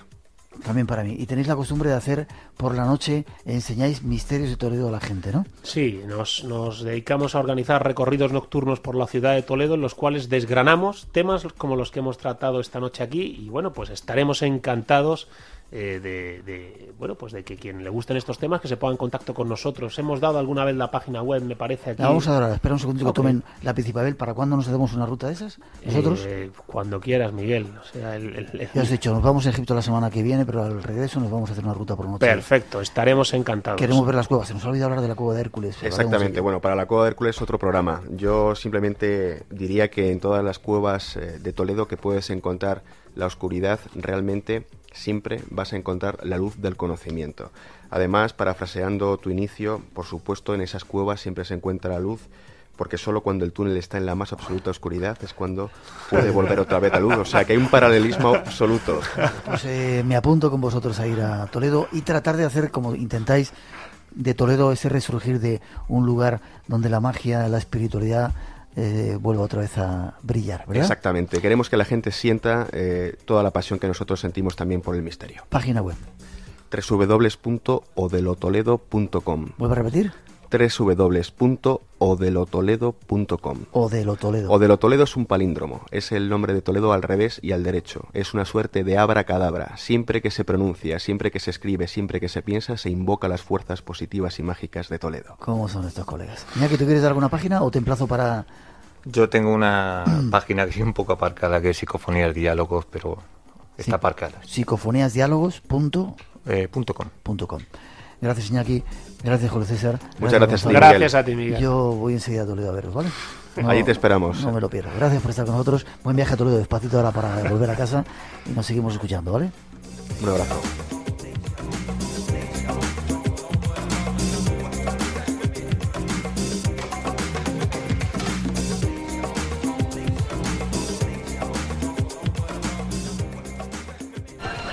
Dios no quiere hablarme. Ni siquiera en el monte donde murió Cristo. No me ampara la gracia de Dios. No es lo que he oído. Eso no importa. Parece que he perdido la fe. Yo no doy crédito a la fe. En nombre de ella he visto a miles de fanáticos de todas las confesiones cometer atrocidades. La santidad está en los buenos actos, en el valor de proteger a aquellos que no pueden defenderse. Y la bondad, el deseo de Dios, está aquí y aquí. Es lo que decidáis hacer cada día, lo que os hará un buen hombre. ¿O no? Venid.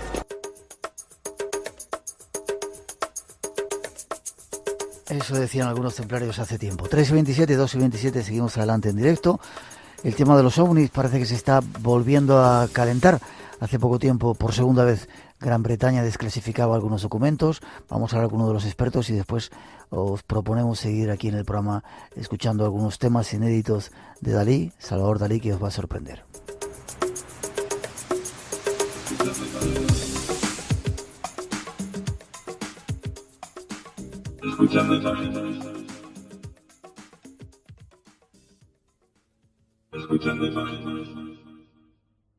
Esta semana salía la noticia en todos los medios de comunicación. Por segunda vez, el gobierno británico desclasificaba expedientes X. Nos vamos a poner en contacto con uno de los mayores investigadores en nuestro país del tema, Manuel Carballal. Buenas noches, Manuel. Hola, buenas noches. ¿Cómo estás? Muy bien. Tu valoración sobre esta segunda vez que desclasifican expedientes X que tienen que ver con ovnis y muchos dicen que con extraterrestres. En realidad es la tercera en este proceso que se está desarrollando en Inglaterra y en otros muchos países, tanto de Europa como ahora en Canadá, en Perú también hay una iniciativa en varios países. Es curioso cómo de repente parece que en distintas partes del mundo distintos gobiernos se han puesto de acuerdo, ¿no? Y en el caso de los documentos ingleses, la verdad es que yo destacaría sobre todo la calidad, aunque son muy poquitos informes los que han desclasificado en varios capítulos, en varias tandas, están repitiendo un poco el modelo que marcó la desclasificación española, en que se iban, a lo largo de varios años, se fueron desclasificando grupos de 2, 3, 4 expedientes a lo largo del tiempo. Eso es lo que está haciendo el gobierno británico, pero en el caso de los británicos hay informes muy interesantes de encuentros con humanoides, de incidentes protagonizados por pilotos militares, pilotos civiles. Yo lo primero que destacaría es la calidad de los avistamientos que están desclasificando. Parece que el tema se había quedado en silencio, pero sin embargo está habiendo nuevos casos y además tremendos, ¿verdad? Pero tremendos, mira, tanto es así. Espera, antes de nada, ¿dónde estás? ¿En el OVNI estás metido? ¿Estás en la nave espacial metido? Lo estoy intentando, pero no hay manera. A mí no me meten dentro porque saben que no salgo ni a patadas. Suena muy raro donde estás metido, pero bueno, seguimos con la conexión con Manuel Carballal metido, vete a saber dónde, en una nave espacial hablando de ovnis. Ha habido un caso que habéis investigado recientemente, ¿verdad? Pues hace unos días, el domingo pasado, se produjo un incidente la verdad es que muy interesante. Una familia de un pueblecito muy cercano a La Coruña que se encontró iban conduciendo por la carretera, el matrimonio y la hija, y avistaron un objeto bastante cerca por el tamaño de las fotos, porque primero que el objeto les llamó tanto la atención como para salirse de la carretera, buscar un lugar donde parar el coche, y afortunadamente llevaban una cámara de fotos y han podido tomar una serie de, creo recordar que son 4, en 2 de ellas se ve con mejor definición lo que es el objeto. Y es un caso muy reciente que estamos investigando ahora, porque ha ocurrido lo que pasa siempre. Los testigos tremendamente receptivos, o sea, se han puesto a disposición de todos los investigadores y también de los periodistas que han ido a hablar con ellos. Han dedicado varios días a facilitarnos la información de forma totalmente desinteresada, y como suele ocurrir siempre, un día, el martes, quiero recordar, se publicó la noticia del avistamiento, porque además acudieron a la policía local y a la Guardia Civil para notificar lo que habían visto, y al día siguiente ya se descalificaba por los de siempre el incidente, diciendo que lo que habían visto es un globo sonda. A mí me da mucha rabia que ninguno de los periodistas que ha publicado la tontería del globo sonda se haya tomado la molestia de llamar al Observatorio Meteorológico de La Coruña, que es donde se lanzan los globos sonda 2 veces al día en esa zona, porque si lo hubieran hecho, como lo hicimos nosotros, sabrían que el incidente, el avistamiento, fue a las 10:30 de la noche, y ese día el globo sonda se lanzó a las 23:47, es decir, más de 1 hora después de que se hubiese producido el avistamiento. Pero hay veces que en el cielo hay más cosas que globo sonda. Parece que empieza una nueva era de los ovnis. Nos pondremos en marcha, Manuel, para empezar a patear y a correr carreteras y entrevistar testigos, porque parece que la cosa se presenta calentita, ¿verdad? Yo creo que nos van a dar trabajo, y de hecho yo estoy ahora en plena carretera, o sea, por eso me oyes así, porque estamos ya detrás de ellos. Pues detrás de ellos, ahí seguimos. Les vamos a seguir la pista y aquí se lo vamos a contar. Manuel, un fuerte abrazo, estamos contigo, ¿vale? Un abrazo, hasta siempre. Hasta pronto.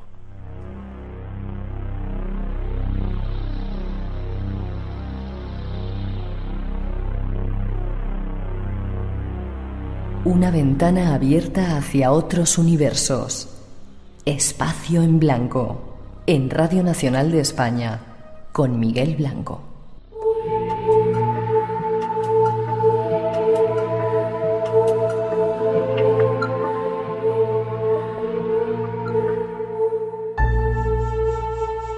y 33, 2:33 en las Islas Canarias. Seguimos adelante. Nos vamos a Cataluña ahora a reunirnos con Ernesto Milá, nuestro próximo invitado, rescatado del archivo del Espacio en Blanco. Un tema que tiene mucho que ver con un personaje que está de moda en estos días, Salvador Dalí, pero es la historia oculta de Salvador Dalí, algo que seguro que desconocéis y que será interesante. Será en el Espacio en Blanco aquí en Radio Nacional de España. El otro día, cuando hablaba con Ernesto para preparar un poco ese programa, yo me quedaba alucinado de los datos que nos dabas, Ernesto, acerca de ese personaje Dalí, mucho más misterioso de lo que yo pensaba. Qué increíble tipo, ¿no? Sí, realmente sorprende, porque habitualmente cuando se aproxima uno a la vida de Salvador Dalí a partir de las biografías que se han publicado en el mercado, es decir, la más reciente, la de Gibson y tal, pues uno ve un personaje que es un pintor probablemente entre otros muchos, un pintor moderno, un pintor en el cual quizá lo que más llama la atención pues son algunos rasgos de excentricidad de su personalidad, pero no hay una relación, no se percibe directamente una relación con todo lo que es el mundo misterioso, el mundo mágico, y sin embargo realmente a poco que uno se introduce en la obra de Dalí y en algunos episodios de su vida, ve que es imposible interpretar al personaje sin recurrir precisamente a estos elementos mágicos y misteriosos que formaban parte de la médula misma de Salvador Dalí artista, de Salvador Dalí pintor, de Salvador Dalí teórico del surrealismo y de Salvador Dalí místico en el fondo. Yo creo que es imposible interpretarle sin Sí, efectivamente. Es decir, en el fondo se puede decir que hay mucha lógica y mucha coherencia dentro de la locura de Salvador Dalí, a condición, naturalmente, que algunas de sus frases, que algunos rasgos de su obra, pues se introduzcan en el contexto que les es propio. Ese contexto precisamente es el mundo mágico. Ya. ¿Cuándo se encuentra Dalí con el mundo mágico, con el mundo del misterio? Pues cuando es pequeño, cuando en su infancia él, su aya, su ama de cría, ¿no? Pues es una bruja. ¿Una bruja? Bruja de Cadaqués, sí. Además una bruja que vivió hasta los años 60, hasta principios de los años 60, Lidia Nogués Costa, Y una mujer que tuvo pues un destino afortunado y sorprendente, ¿no? Porque era una pescadora, hija de pescadores, de un pequeño pueblo en la costa, y sin embargo, pues esta mujer conoció a García Lorca, conoció a Eugenio d'Ors, conoció a Dalí, conoció a Buñuel, conoció a toda la corte de intelectuales que rodeaban Cadaqués a mediados de siglo, y se relacionó con ellos, y realmente todos la apreciaron, todos supieron apreciarla, a pesar de que efectivamente era la última bruja de Cadaqués y era el último vástago de una saga de brujas. Cuando dices bruja, ¿a qué te refieres? ¿Una persona que hacía...? Hechicería local, magia rural, vamos. Lo que ella dominaba, lo que eran las técnicas del Ampurdán, del Alto Ampurdán, que es una zona que siempre ha tenido un sustrato mágico en Cataluña, ¿no? Probablemente algún conocido pues lo ha definido como el corazón mágico de Cataluña, ¿no? Y efectivamente es una zona que al recorrerla, pues uno lo que recorre es el pasado ancestral de esta tierra, ¿no? Cada 2 por 3 uno, si no va con cuidado, se puede topar con un menhir, con un dolmen, y eso está ahí desde tiempos remotos, ¿no? Es decir, pertenece al paisaje del país, pero ese paisaje del país además tiene algo que a Dalí le encantaba, y algo que decía que era irrepetible, que era el viento y el sol, el viento que vuelve loco, porque realmente el viento que sopla por Cadaqués, por la zona del Alto Ampurdán, es un viento que tiene fama de volver loco a la gente, y al mismo tiempo el sol que trae la iluminación. Y entonces la personalidad de Dalí en el fondo es el reflejo de esa zona del Ampurdán caracterizada por viento y sol. Una mujer que influyó mucho en la vida de Dalí fue Gala, fue su mujer, su amante, y era también medio bruja. No, bruja del todo. O sea, pero además en el sentido de bruja arpía, ¿eh? Es decir, en el sentido de mala negativo. Mujer. De mala mujer. ¿No? ¿Sí? Sí, porque esta Gala realmente es un personaje muy curioso, es decir, es un personaje que nadie sabe cuándo nació, mentía voluntariamente incluso sobre su signo del zodiaco. ¿Sí? Sí, ella decía que era Virgo, lo que pasa es que no tenía absolutamente ninguna característica de Virgo y sí, en cambio, todas las de Escorpio, ¿no? Pero era una mujer que... Lo hacía a propósito para que no la conocieran, para que no supieran... Efectivamente. Porque conocía el poder que tiene la astrología. Ella realmente jugaba mucho con el misterio también, ¿eh? Le gustaba crear un enigma en torno suyo, pero realmente,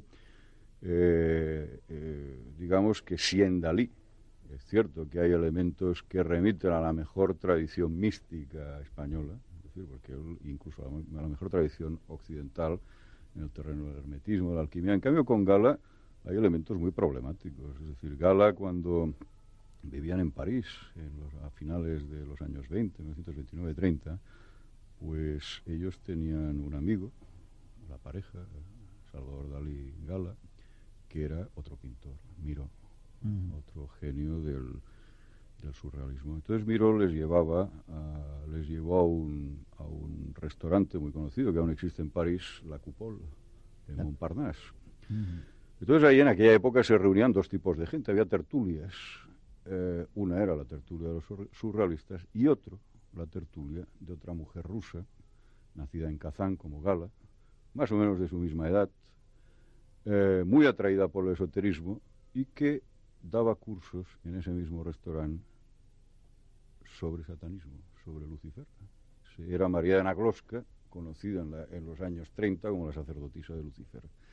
Personaje que probablemente aquí en España no dice nada a nadie, porque no se ha traducido ninguna obra, pero era la persona que rescató las obras de Randolph, de Pascal Beverly Randolph, sobre magia sexual. Y ella, pues, se consideraba a sí misma sacerdotisa de Lucifer, y fue la persona que introdujo a Gala en el mundo, yo diría, de lo más problemático de la espiritualidad. Entonces, a partir de ahí, Gala, que realmente era una mujer de facultades paranormales prodigiosas, cada día... Facultades paranormales prodigiosas. Sí, es decir, tenía una capacidad de intuición que iba más allá de lo que se considera pues una intuición normal, ¿no? Aparte las trabajaba, es decir, ella era tarotista, es decir, todas las mañanas, desde los años 20, desde mediados de los años 20 hasta prácticamente los últimos años en los que conservó la lucidez, hasta 1980 y tantos, 84, 82, 83, cada día Gala tiraba el tarot a Dalí por la mañana, a primera hora. Es decir, de tal manera que según la predicción de Gala, Dalí no se levantaba de la cama ese día. Es decir, si preveía que iban a pintar bastos ese día, Dalí no cumplía absolutamente ninguno de sus compromisos. Gala era una buena tarotista. Todo el mundo que la conoció en el ambiente surrealista pues lo reconoce. De hecho, el mismo movimiento surrealista, con intelectuales y artistas bien conocidos, pues eran pródigos, todos ellos, en relaciones con el mundo mágico. Muchos de ellos, de los surrealistas franceses, eran discípulos de Bourdieu. Muchos de los surrealistas, con Breton a la cabeza, pues eran apasionados de la magia, de la alquimia. El mismo Breton, que era el jefe de fila de los surrealistas, pues había leído a Fulcanelli, y Dalí también. Había leído los textos clásicos de la alquimia. Es más, es famoso que los surrealistas, siempre que creaban una revista, fundamentalmente lo que no podía faltar era la astróloga. Bueno, todo esto hace que en este ambiente en el cual se criaron culturalmente Gala y Dalí, latiera un sustrato, si no mágico, sí paranormal, sí de aproximación a todas estas ciencias ocultas, a todo este mundo de lo que no es racional. Y Gala, desde luego, de todas las ramas del esoterismo, del ocultismo, siempre se decantó por las más problemáticas. Y siempre estuvo cerca de todo aquello que era, lo más, casi diría yo, lo más infernal, en el sentido propio de la palabra satánico. Es decir, hay rasgos satánicos en Gala. ¿Y tú crees que eso le influyó a Dalí, aparte del tarot que le echaba todos los días, en la obra? Sí, porque realmente la obra de Dalí depende de tres mujeres, ¿no? Una es su hermana, que es un personaje gris, absolutamente gris. La otra es Lidia, que es una bruja, y la otra es Gala, que es bruja y media, ¿no? Entonces, claro, algo le quedó al pobre, ¿no? Pero Dalí, en el fondo, el libro que tiene que salir en abril, que es una biografía de Salvador Dalí, el título es Dalí entre Dios y el diablo, porque realmente la vida de Dalí, su vida y su obra, no solamente su vida, es una tensión dialéctica entre dos polos. Un polo que tendía hacia la superación de sí mismo y la tendencia a alcanzar estados alterados de conciencia, pero digamos por elevación, y al mismo tiempo había el otro polo que buscaba justamente lo mismo, pero por degradación.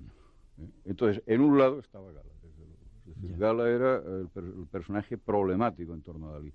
También era el personaje que reconoció unas cualidades de genio y de carácter. Gala era la persona que inspiraba a Dalí. Es decir, Gala, pero no la Gala humana, sino una Gala idealizada. Es decir, si estáis familiarizados con la literatura medieval y con toda la literatura de los fieles de amor, de Dante y tal, pues Dalí lo que había hecho era algo parecido a lo que hizo Dante con Beatriz. Es decir, la idealizó. Y entonces, a partir de esa imagen ideal, la convirtió en un objeto de inspiración que no tenía nada que ver con la Gala real, que era absolutamente siniestra, no tenía absolutamente ninguna de las cualidades que esa Gala ideal generada por Salvador Dalí estaba dotada, ¿no? ¿Por qué estos temas, es decir, la magia, el misterio, llaman tanto la atención, o ha llamado tanto la atención a los artistas, sobre todo artistas de esa época, surrealistas? ¿Qué buscaban ahí? Pues, hombre, yo creo que el surrealismo es un momento muy interesante, y antes hay otro momento todavía más interesante, que es el dadaísmo, ¿no? El dadaísmo es una tenta de Tristan Tzara, efectivamente, que luego converge con el surrealismo, pero realmente era un movimiento que lo que miraba era el planteamiento que se hacía era muy sencillo, y además es un planteamiento que tiene bastante que ver con todo lo que es el mundo del esoterismo, el mundo mágico, etc., ¿no? Es decir, es el reconocimiento de que la realidad que se puede percibir por los sentidos y la realidad que se puede aprender mediante la razón no es la única realidad posible. Entonces, que existe otra realidad, es la famosa frase de Paul Éluard, el anterior amante de Gala, por cierto, antes de Dalí, que decía, hay otros mundos, pero están en esto. Entonces, ellos, los surrealistas, los dadaístas, y Dalí sobre todo, lo que buscaba era la llave de entrada, la forma de entrar en esos mundos que inicialmente le estaban vedados para la razón, para el entendimiento lógico, para la racionalidad, ¿no? Entonces, cada surrealista pues lo hizo de una manera diferente, escritura automática. Eso te iba a preguntar también, decían. Entonces, efectivamente, la escritura automática de los surrealistas es la misma escritura automática de los ocultistas. No hay absolutamente ninguna variación. Lo que pasa es que los ocultistas le daban un sentido y los surrealistas y dadaístas le daban otro completamente diferente. Es decir, que los estratos más profundos de la conciencia pues salían a la superficie mediante la escritura automática. Pero no era únicamente la escritura automática. Los surrealistas trabajaban mucho los sueños. Dalí trabajaba mucho los sueños, mucho más incluso que el resto de surrealistas. Y claro, en este mundo vidrioso de sueños, de escritura automática, necesariamente había puntos de encuentro con las doctrinas místicas, con el ocultismo, con el esoterismo. Era inevitable que se encontraran. También es cierto que algunos de estos surrealistas pues no tenían necesidad de experimentar. Desde los que experimentaron con drogas psicodélicas en los años 20 hasta los que experimentaron con meditación y concentración, ejercicios de meditación y concentración dentro de la escuela de Gurdjieff, hasta los que como Dalí, experimentando, descubrieron algo que era de cajón, que era que, dado que no hay nada nuevo bajo el sol, para que ir a buscar cosas nuevas, si la mística española del siglo de oro ya lo presentaba prácticamente todo. Entonces, a partir de ese razonamiento, cuando Dalí se interesa por los místicos españoles. Y entonces es cuando aparece el mejor Dalí, el Dalí de los años 45, 58, cosas así, que es lo que él llama el periodo místico. Y en ese periodo místico yo sí que creo estar en condiciones de afirmar que Dalí supera a cualquier otro artista del siglo XX. No solamente porque como dibujante era muy bueno, sino porque detrás de esos rasgos, detrás de estos trazos que pueden ser sorprendentes, lo que había era un deseo de superación, una ansia de superación de la condición humana y de búsqueda de otra realidad. Y por eso, a mi modo de ver, Dalí es fundamentalmente un artista que rompe, incluso dentro de su propia corriente, dentro del surrealismo, que rompe con esa tendencia del arte entendido como algo suntuario, como algo exótico.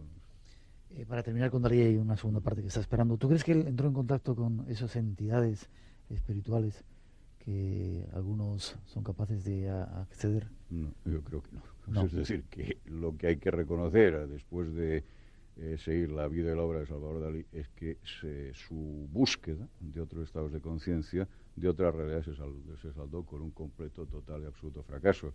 Y ese fracaso se llamó locura. Es decir, Dalí durante toda su vida había perseguido la locura, había jugado a hacerse el loco. Él mismo decía que no estaba loco, pero que lo parecía. No, realmente al final, en los últimos años, incluso estuve hablando con un psiquiatra que lo trató, y en los últimos años Dalí estaba completamente loco. Es decir, creía que era un caracol que estaba perdido en su cráneo, en fin, y no había entrado, es decir, esa locura que durante toda su existencia la había perseguido, finalmente lo dominó. Es decir, la búsqueda de Dalí, como toda búsqueda, digamos, autónoma, es decir, como toda búsqueda que uno hace sin ayuda exterior, sin pertenecer a alguna escuela o a alguna corriente sapiencial, pues corre el riesgo de estrellarse. Y esto fue lo que en el fondo le pasó a Dalí. Es decir, en el fondo también es el drama de nuestra época, en donde alguien que quiera tener una experiencia espiritual dice, bueno, ¿y dónde voy? ¿Dónde la busco? ¿Dónde encuentro maestros? ¿No? Yeah. Bueno, pues esa fue el drama, la tragedia de Salvador Dalí. Hacia otros universos. Espacio en Blanco. En Radio Nacional de España. Con Miguel Blanco.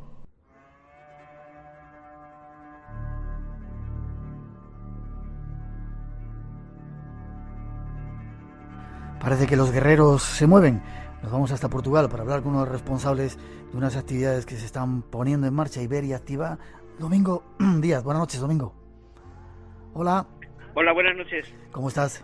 Muy bien. ¿En qué parte de Portugal estás, Domingo? Pues estoy en el Cabo de la Roca, la parte más occidental de Portugal. Buen sitio, buen sitio. Hace poco presentabais en Madrid y dentro de poco en Barcelona una serie de actividades y de gestiones que queréis hacer. Iberia Activa, cuéntanos qué es exactamente. Bueno, Iberia Activa es una formalización ya en la práctica de una vieja idea, de un viejo sueño, que es la unión de los trabajadores de la luz, por así decirlo, de Portugal y España para dar fuerza a la energía ibérica y la energía de lo que es la nación energética de Iberia.